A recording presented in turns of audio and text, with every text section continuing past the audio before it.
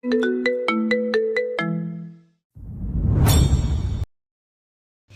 বলেই শুভ্র রেস্টুরেন্ট থেকে দ্রুত পায়ে বাইরে চলে আসলো। বাইরে পা রাখতেই শুভ্রের চোখের সামনে ভেসে উঠল এক অত্যন্ত নির্মম আর অমানবিক দৃশ্য। রেস্টুরেন্টের ঠিক সামনের রাস্তাটায় ২০-২৫ জন মানুষ গোল করে দাঁড়িয়ে আছে, আর তাদের মাঝখানে মাটিতে পড়ে থাকা এক জরাজীর্ণ নোংরা পাগলকে কিছু মানুষ একদম জানোয়ারের মতো লাথি, কিল, ঘুষি আর লাঠি দিয়ে পিটিয়ে যাচ্ছে।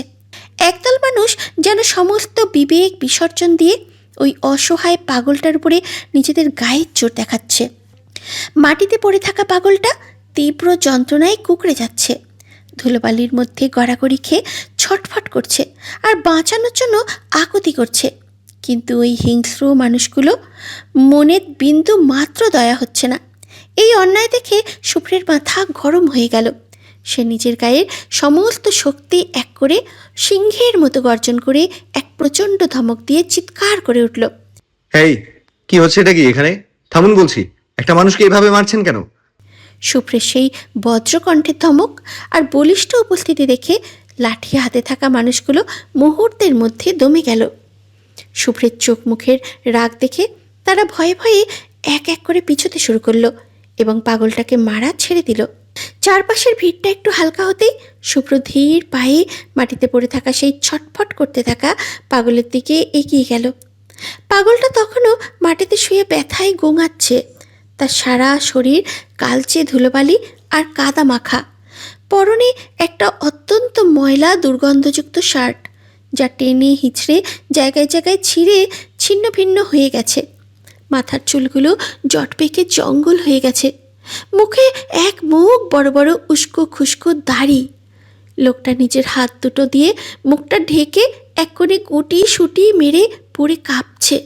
শুভ্র ঠিক তার সামনে হাঁটু গেড়ে বসল। লোকটা ছেঁড়া শার্ট আর হাতের অবয়ব দেখে শুভ্রের বুকের ভিতর কেমন যেন একটা চেনা অস্বস্তি মোচড় দিয়ে উঠল। সে অত্যন্ত সাবধানে নিজের হাত বাড়িয়ে পাগলটার মুখের উপর থেকে তার নোংরা জট পাকানো চুলগুলো সরিয়ে দিল। আর চুলগুলো সরানো মাত্রই যেন এক তীব্র ধাক্কা লাগলো শুভ্রের বুকে। তার পায়ের নিচে মাটি যেন এক নিমেষে সরে গেল।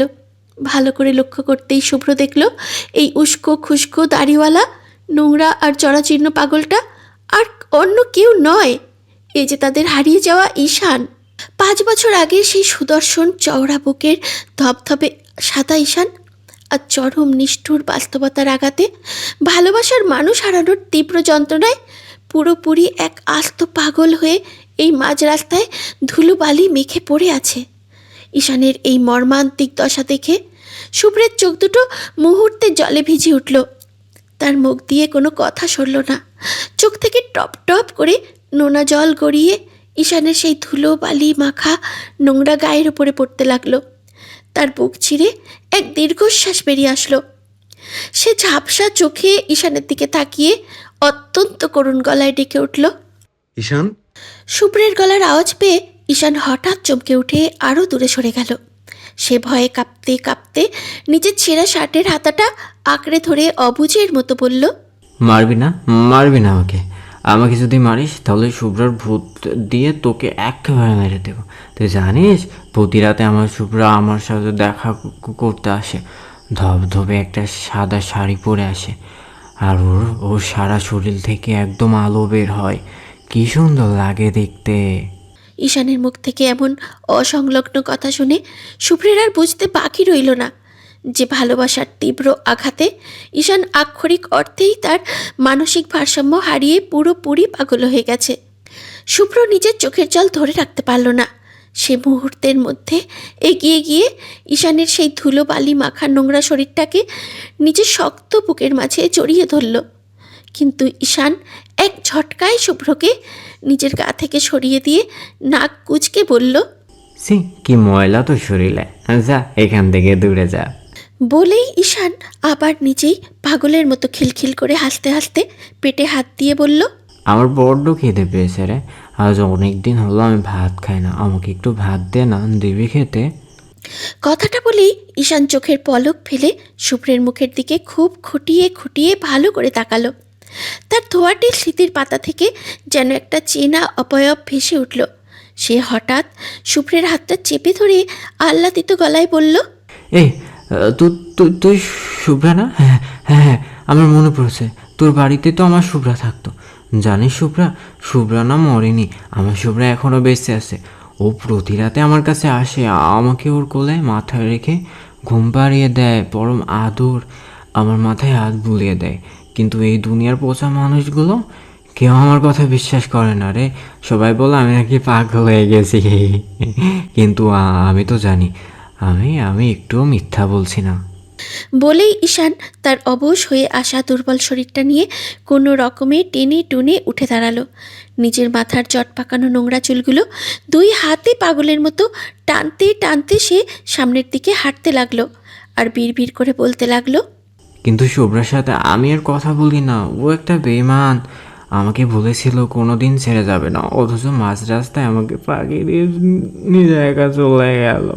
নিজে মরে গিয়ে দিব্যি শান্তিতে আছে, আর আমাকে দিয়ে গেছে এক বুক নরক নরক যন্ত্রণা। বড্ড খারাপ একটা মেয়ে। পেছন থেকে শুভ্র এক ছুটে ঈশানের নোংরা হাতটা শক্ত করে ধরে ব্যাকুল হয়ে বলল। ঈশান, কোথায় যাচ্ছ তুমি? চলো আমাদের সাথে বাড়ি চলো। ঈশান খিলখিল করে হাসতে হাসতে মাথা নেড়ে বলল, উফ, বাড়ি যাব না। আমার শুভ্রা তো বাড়ি যায় না। আমি রাতের বেলায় মস্ত বড় গাছতলায় ঘুমাই, আর ওইখানে আকাশ থেকে আমার শুভ্রা নেমে আসে। আমি যদি ঠিকমতো গাছতলায় না থাকি তবেও বড্ড রাগ করে, অনেক অভিমান ওর, আমার সাথে কথাই বলতে চায় না। বলেই সে আবার সামনের দিকে দুই পা বাড়ালো, কিন্তু পরক্ষণেই হুট করে থমকে দাঁড়িয়ে পেটে হাত দিয়ে বলল, আমাকে কিছু খেতে দে না রে শুভ্রা, খুব ক্ষুধা লেগেছে। আজ অনেক দিন পর পেটটা খালি লাগছে, আমাকে একটু মাংস দিয়ে ভাত দে না। শুভ্র নিজের চোখের জল হাতা দিয়ে মুছে কাপা গলায় বলল, হ্যাঁ হ্যাঁ, চলো আমার সাথে। তোমাকে পেট ভরে মাংস ভাত যা খেতে চাও সব কিছু দেবো। ঈশান বাচ্চার মতো চোখ বড় বড় করে বিশ্বাস না করার মতন গলায় বলল, সত্যি বলছিস? ফাঁকি দিবি না তো? শুভ্র হ্যাঁ সূচক মাথা নাড়ালো। তারপরে পরম মমতায় ঈশানের হাত ধরে তাকে রেস্টুরেন্টের ভিতরে নিয়ে আসলো। হুট করে এই জরা জীর্ণ দুর্গন্ধযুক্ত নোংরা পাগলটাকে ভেতরে ঢুকতে দেখে আর তার মুখটা ভালো করে লক্ষ্য করে রীতি চমকে উঠে চেয়ার থেকে উঠে দাঁড়িয়ে পড়ল।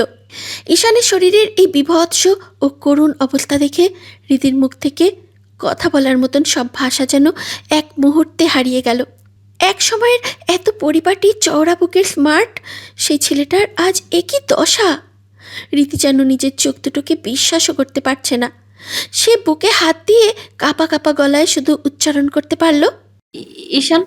ঈশান তখন রীতির কথার দিকে বিন্দু মাত্র কান্না দিয়ে ড্যাব ড্যাব করে ছোট শ্রেয়ার প্লেটের দিকে তাকালো।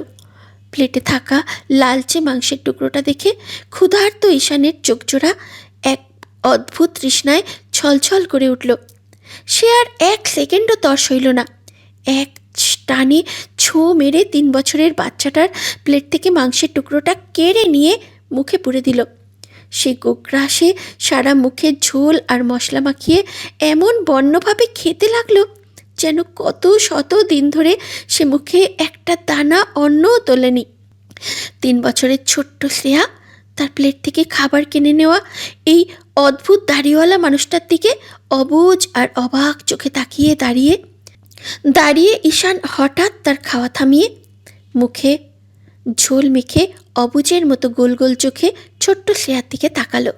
তারপরে শুভ্রের দিকে আঙুল তুলে বলল, এই ছোট্ট মেয়েটা কে রে?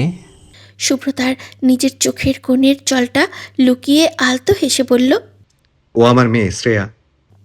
ঈশান সাথে সাথে চোখ কপালে তুলে হাত নেড়ে বলল, ধুর, কিসের মেয়ে তোর? আর তুই তো পুরুষ মানুষ, তোর মেয়ে কেমনে হয়? পুরুষ মানুষের কখনো সন্তান জন্ম দিতে পারে? তুই আমাকে বোকা বানাচ্ছিস? শুভ্র ঈশানের এই বাচ্চার মতো কথায় কষ্ট পেয়েও নিজেকে সামলে নিয়ে নরম গলায় বলল, আমি জন্ম দেইনি, হৃদি দিয়েছে। ঈশান ভ্রু কুচকে চারপাশে তাকিয়ে বলল, এই রীতিকে? শুভ্র চোখের ইশারায় পাশে দাঁড়িয়ে থাকা রীতিকে দেখিয়ে দিল। ঈশান সাথে সাথে ঘাড় ঘুরিয়ে রীতির দিকে তাকালো। রিদি তখনও নিজের আঁচল চেপে ফুপিয়ে কাঁদছে। ঈশান রিদির মুখের দিকে বেশ কিছুক্ষণ তীক্ষ্ণ চোখে তাকিয়ে রইল। তার ঝাপসা স্মৃতির পাতা থেকে যেন পুরনো কিছু চেনা দৃশ্য ভেসে উঠল। সে হঠাৎ একগাল হেসে হাততালি দিয়ে বলল, আরে মনে পড়েছে, ওকে তো আমার শুভ্রার সাথে কত দেখেছি। দুজন আগে কত খেলতো ছোটবেলা থেকে। ওকে আমার শুভ্রাকে একসাথে পুতুল খেলতে দেখেছি আমি। বলেই ঈশান আর এক মুহূর্তও দাঁড়ালো না।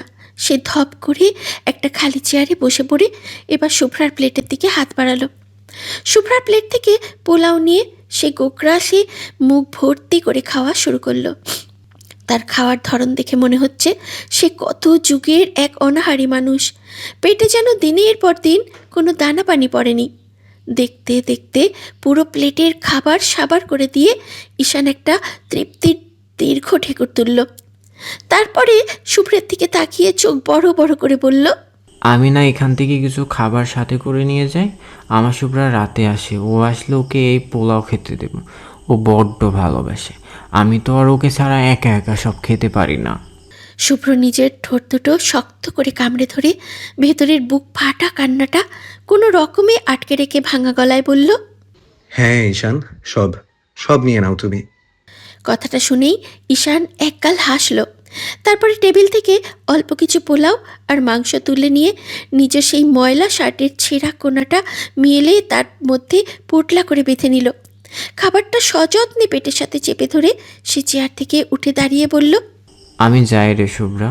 আমার শুভ্রা মনে হয় এতক্ষণ আমার জন্য একা একা বসে আছে। শুভ্রা আর থাকতে পারল না।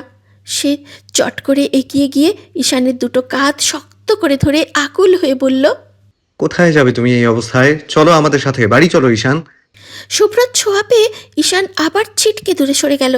সে ভয় পেয়ে মাথা দোলাতে দোলাতে বলল, না, ওই বাড়িতে তো শুভ্রা নেই। শুভ্রা যেখানে নেই সেখানে আমিও নেই।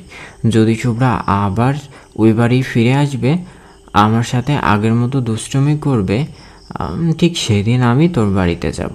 তুই যদি আমাকে সত্যিই বাড়ি নিয়ে যেতে চাস শুভ্রা, তাহলে আমার শুভ্রাকে ওই অন্ধকার কবরটা থেকে তুলে এনে দে না, দিবি এনে? ঈশানের এই বুক চিরে যাওয়া আকুতি শুনে হৃদয় আর নিজের আবেগকে ধরে রাখতে পারল না। সে শব্দ করে ডুকরে কেঁদে উঠে ধপ করে পাশের চেয়ারটায় বসে পড়ল। মায়ের এই কান্না দেখে 3 বছরের ছোট্ট শ্রেয়া খাওয়া ছেড়ে ছুটে আসলো। সে হৃদির পাশে দাঁড়িয়ে তার ছোট্ট দুটি হাত মায়ের কাঁধে রেখে অবুঝের মতো বলল, মাম্মা, তুমি কাঁদতো কেন? এই ময়লা লোকটা কে মাম্মা? ও কেন ওভাবে কথা বলছে? হৃদি নিজের চোখের জল মুছে শ্রেয়াকে কাছে টেনে নিল। তারপরে তার তুলতুলে দুধে আলতো গালে নিজের 2 হাত রেখে কেঁদে কেঁদে বলল, ও কোনো ময়লা লোক না শোনা, ও হচ্ছে তোমার মামু। ওনাকে তুমি মামু বলে রাখবে, মনে থাকবে। শ্রেয়া তার টানা টানা চোখে দুটো গোল গোল করে বলল, ও আচ্ছা মামু। কিন্তু মামু এমন নোংরা কেন মাম্মা? মামুকে গোসল করে না? আর মামুর মুখে বারবার আমি আমার ফুপির নাম শুনছি কেন? ও কেন বলছে আমার ফুপির নাম? হৃদি শ্রেয়াকে নিজের বুকের সাথে জড়িয়ে ধরে ঈশানের চলে যাওয়া পথের দিকে তাকিয়ে অশ্রু ভেজা কণ্ঠে বলল, কারণ তোমার ফুপি তোমার এই মামুকে বড্ড বেশি ভালোবাসতো শোনা। আর তোমার এই মামুও এখনো তোমার ফুপিকে নিজের জীবনের চেয়েও বেশি ভালোবাসে। শুভ্র নিজের মনকে শক্ত পাথর বানিয়ে নিল। ঈশানের সারা শরীরে মানুষের দেয়া নির্মম মারের কালচে দাগ, শার্ট ছেঁড়া, জরাজীর্ণ অবস্থা। এই অবস্থায় ছেলেটাকে এইভাবে একা ছেড়ে দিলে ও সত্যিই না খেতে পেয়ে রাস্তায় রাস্তায় ধুকে ধুকে মরে যাবে। বোন তো চলে গেছে, কিন্তু বোনের ভালোবাসার এই মানুষটাকে সে আর এইভাবে হারিয়ে যেতে দিতে পারে না। শুভ্র ধীর পায়ে এগিয়ে গিয়ে ঈশানের কাঁধ দুটো আলতো করে ধরল। তারপরে চোখে এক বুক মিথ্যা আশ্বাস নিয়ে বলল, হ্যাঁ ঈশান, চলো, তোমাকে আমি তোমার শুভ্রার কাছেই নিয়ে যাব। শুভ্রার নাম শুনতেই ঈশানের চোখের মণি দুটো চকচক করে উঠল। সে ছোট বাচ্চাদের মতো খুশিতে রাস্তায় লাফিয়ে উঠে বলল, সত্যি বলছিস? তুই আমাকে আমার শুভ্রার কাছে নিয়ে যাবি? ফাঁকি দিচ্ছিস না তো? শুভ্র নিজের চোখের জল লুকিয়ে জোর করে মুখে একটু হাসি ফুটিয়ে বলল, একদম সত্যি। তাহলে চলো আমার সাথে। ঈশান তার শার্টের কোনায় বাঁধা পোলাওয়ের পোটলাটা বুকের সাথে আরও শক্ত করে চেপে ধরে আনন্দের আতিশয্যে বলতে লাগলো, আচ্ছা আচ্ছা চল, আমি আমার শুভ্রার কাছে যাব। ও আমাকে এতদিন পর দেখে আবার আগের মতো অনেক দুষ্টামি করবে, তাই না রে শুভ্রা? শুভ্র আর কথা বাড়ালো না। সে ঈশান, রীতি আর শ্রেয়াকে সাথে নিয়ে রেস্টুরেন্ট থেকে বাইরে রাস্তার ধারে বের হয়ে আসলো। ঈশান খুশিতে আত্মহারা হয়ে অনবরত নিজের মনে কী সব হাবিজাবি বকেই চলেছে। ঠিক তখনই রাস্তার ওপাশে একটা রঙিন আইসক্রিমের ভ্যান দাঁড়িয়ে থাকতে দেখল ছোট্ট শ্রেয়া। আইসক্রিম দেখেই তার চোখ দুটো চকচক করে উঠল। সে শুভ্র শার্ট টেনে ধরে আধো আধো গলায় বায়না করল, পাপ্পা আমি আইসক্রিম খাবো। রীতি চারপাশের পরিস্থিতি আর ঈশানের অবস্থা দেখে শ্রেয়াকে শান্ত করার জন্য বলল, না সোনা, এখন না, পরে পাপা তোমাকে অনেক আইসক্রিম এনে দেবে। এখন চলো বাড়ি যাই। কিন্তু 3 বছরের অবুঝ শ্রেয়া মায়ের কোলেই 2 হাত দিয়ে চোখ ঢেকে কাঁদতে কাঁদতে চিৎকার করে উঠল, না না না, আমি এক্ষুনি খাবো। আমি কিছু জানি না, আমাকে এক্ষুনি আইসক্রিম কিনে দাও। মেয়ের এই কান্না দেখে শুভ্র একটু ভাবল। তারপরে সে ঈশানের দিকে তাকিয়ে অত্যন্ত বুদ্ধি খাটিয়ে একটা কথা বলল, ঈশান, ওই দেখো শুভ্রা না আইসক্রিম খেতে চাইছে। এখন যদি ওকে আইসক্রিম না নিয়ে দেই তবে তোমার শুভ্রা বড্ড রাগ করবে। কিন্তু তুমি এক কাজ করো, এখানে একদম শান্ত হয়ে দাঁড়িয়ে থাকো, আমি রাস্তার ওপারে গিয়ে চট করে আইসক্রিম কিনে নিয়ে আসছি, কেমন? শুভ্রার রাগ করার কথা শুনতেই ঈশান একদম সোজা হয়ে দাঁড়িয়ে গেল। সে বাধ্য ছেলের মতো মাথা নাড়াতে নাড়াতে বলল, আচ্ছা আচ্ছা, যা তুই জলদি গিয়ে নিয়ে আয়, বেশি করে নিয়ে আসবি কিন্তু, যাতে আমার শুভ্রা খেয়ে অনেক খুশি হয়। আমি এখানে একদম চুপচাপ দাঁড়িয়ে থাকবো, একটুও নড়বো না এখান থেকে। ঈশান সত্যি লক্ষ্মী ছেলের মতো হাত দুটো বুকের কাছে গুটিয়ে একদম চুপচাপ দাঁড়িয়ে রইল। শুভ্র আর এক মুহূর্তও সময় নষ্ট না করে তাড়াতাড়ি বড় রাস্তাটা পার হয়ে ওপাশের আইসক্রিম ভ্যানের কাছে গেল। দোকানদারকে আইসক্রিমের কথা বলতেই হুট করে শুভ্রের পকেটে থাকা ফোনটা তীব্র শব্দে বেজে উঠল। পকেট থেকে ফোনটা বের করে স্ক্রিনে তাকাতেই শুভ্র দেখল বিদেশ থেকে একটা অত্যন্ত জরুরি অফিসিয়াল কল এসেছে। সে আর দেরি না করে কলটা রিসিভ করে কথা বলতে শুরু করলো। ওপাশের কথাগুলো এতটাই জটিল আর গুরুত্বপূর্ণ ছিল যে শুভ্র পুরো দুনিয়া ভুলে ফোনের ভেতরেই মগ্ন হয়ে গেল। দোকানদার তার হাতে আইসক্রিমটা তুলে দিতেই শুভ্র নিজের মানিব্যাগ থেকে টাকা বের করলো। কিন্তু ফোনের দিকের মনোযোগ থাকায় সে 100 টাকার জায়গায় একটা 1000 টাকার নোট দোকানদারের হাতে গুঁজে দিল। তারপরে ফোনে অনবরত কথা বলতে বলতেই সে অবচেতন মনে রাস্তার দিকে পা বাড়ালো। পিছন থেকে আইসক্রিমওয়ালা লোকটা চেঁচিয়ে বলতে লাগলো, আরে স্যার, ভাঙতি টাকাটা নিয়ে যান স্যার, শুনুন। কিন্তু শুভ্র তখন ফোনের ওপাশের কথায় এতটাই ডুবে আছে যে তার কানে সেই কথা পৌঁছালোই না। ওদিকে রাস্তার এপারে দাঁড়িয়ে থাকা হৃদি হুট করে সামনের দিকে তাকিয়ে তীব্র আতঙ্কে জমে গেল। সে খেয়াল করলো শুভ্র ফোনের ওপাশে পুরোপুরি মগ্ন হয়ে কথা বলতে বলতে অন্যমনস্কভাবে রাস্তার দিকে এগিয়ে আসছে। আর ঠিক সেই মুহূর্তেই ওপাশের মোড় ঘুরে একটা মস্ত বড় প্রাইভেট কার প্রচণ্ড গতিতে সেই রাস্তা দিয়েই ধেয়ে আসছে। হৃদি নিজের চোখকে বিশ্বাস করতে পারছে না। শুভ্র কি অন্ধ হয়ে গেছে? ও কি দেখতে পাচ্ছে না যে সামনে থেকে একটা জমদূত গাড়ি ধেয়ে আসছে? তাহলে ও ওভাবে অবহেলার সাথে কেন এগোচ্ছে? হৃদির এই ভাবনার মাঝেই শুভ্র ফোনের ওপাশে মানুষটার সাথে তর্ক করতে করতে মেইন রাস্তায় নিজের পা দিয়ে দিল। ওদিকে গাড়িটার স্পিড এতটাই বেশি ছিল যে চালক ব্রেক কষার সুযোগও পায়নি। সেটা শুভ্রর একদম কাছাকাছি চলে এসেছে। রাস্তার পাশে দাঁড়িয়ে থাকা পাগল ঈশান হুট করেই এই দৃশ্যটা দেখল। আর দেখা মাত্রই এক অদ্ভুত অলৌকিক উপায়ে তার বুকের ভিতরটা এক তীব্র যন্ত্রণায় ধক করে উঠল। তার ঘোলাটে মস্তিষ্কে যেন এক পলকে বিদ্যুতের মতো খেলে গেল। এই লোকটা শুভ্র, ছোট থেকে যে তাকে আশ্রয় দিয়েছে, ভাইয়ের মতো মানুষ করেছে, বিপদে পাশে থেকেছে, সে চিনে ফেলল পুরোপুরি ওইভাবে শুভ্রকে। শুভ্র যখন রাস্তার ঠিক মাঝখানে, গাড়িটা তখন তার শরীর থেকে মাত্র কয়েক ইঞ্চি দূরে দাঁড়িয়ে। আর 1 সেকেন্ডের ভগ্নাংশ, তারপরেই গাড়িটা শুভ্রকে চাকার নিচে পিষে ছিন্ন ভিন্ন করে চলে যাবে। এই ভয়ঙ্কর দৃশ্য দেখে রীতি নিজের সমস্ত শক্তি দিয়ে চিৎকার করতে যাবে, কিন্তু তার গলা দিয়ে কোনো আওয়াজ বের হওয়ার আগেই এক অবিশ্বাস্য কাণ্ড ঘটে গেল। ওই জরাজীর্ণ অবশ হয়ে থাকা পাগল ঈশান এক মুহূর্তের জন্য যেন ঝড়ের গতি পেয়ে গেল। সে এক মরণ কামড় দিয়ে প্রচণ্ড গতিতে দৌড়ে গিয়ে নিজের পুরো শরীরের শক্তি দিয়ে জোরে একটা ধাক্কা মারল শুভ্রকে। সেই তীব্র ধাক্কায় শুভ্র ছিটকে গিয়ে রাস্তার ওপাশের কিনারায় আছাড় খেয়ে পড়ল। কিন্তু শুভ্র বেঁচে গেলেও ঈশান নিজেকে আর বাঁচাতে পারল না। শুভ্রকে ধাক্কা দিয়ে সরিয়ে দেওয়ার ঠিক সেই মুহূর্তেই এক ঝটকায় সেই কালচে প্রাইভেট কারের সামনের অংশটা এসে সজোরে আঘাত করল ঈশানের পেটে আর বুকে। ধড়াস এক বিকট হাড়গোড় ভাঙার শব্দ হলো চারিদিকে।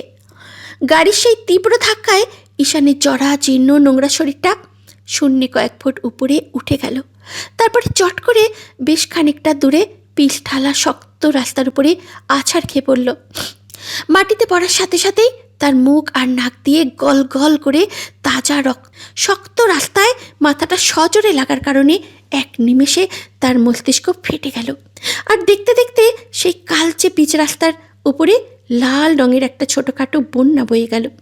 তার শার্টের কোনায় এত যত্ন করে বেঁধে রাখা পোলাওয়ের পোটলাটি ছিঁড়ে গিয়ে চারপাশে রক্তের উপরে ছিটিয়ে পিটিয়ে পড়ল।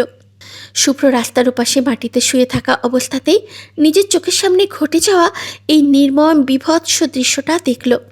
তার হাতের আইসক্রিম আর ফোন কখন মাটি ছুঁয়েছে সে নিজেও জানে না।